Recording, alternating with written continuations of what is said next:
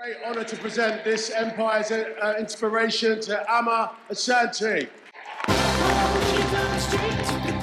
Straight to the top, nobody gonna stop you. You're coming straight to the top, straight to the top, nobody gonna stop you. Nothing holding you down, you're still up in the clouds. You're coming straight to the top, straight to the top now.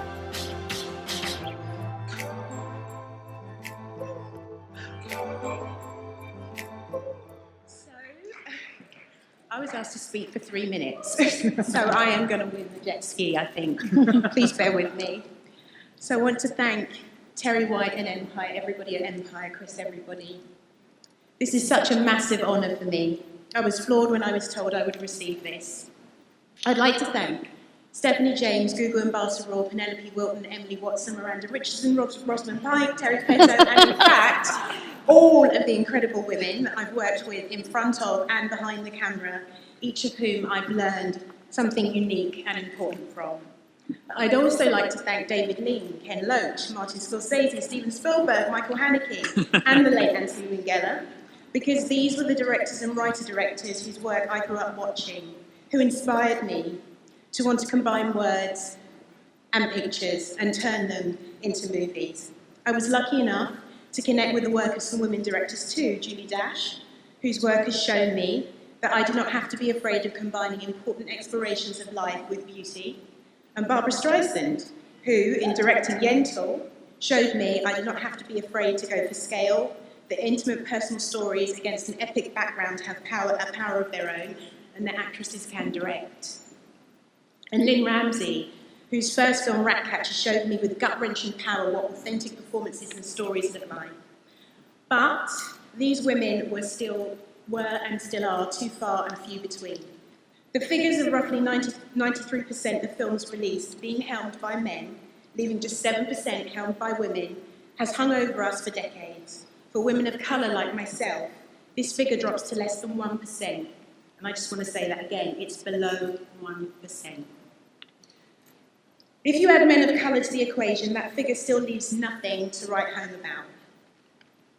What I know, through tangible examples of Get Out, Black Panther and Wonder Woman, is there is no respectable reason why.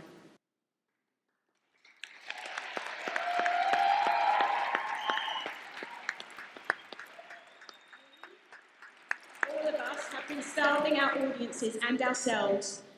I'm so shaking because I'm so honoured by this award, so forgive me.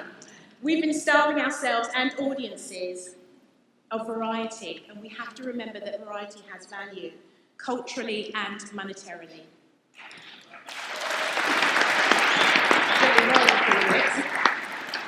I can't tell you how proud this little girl from South London, I wish I would stop shaking.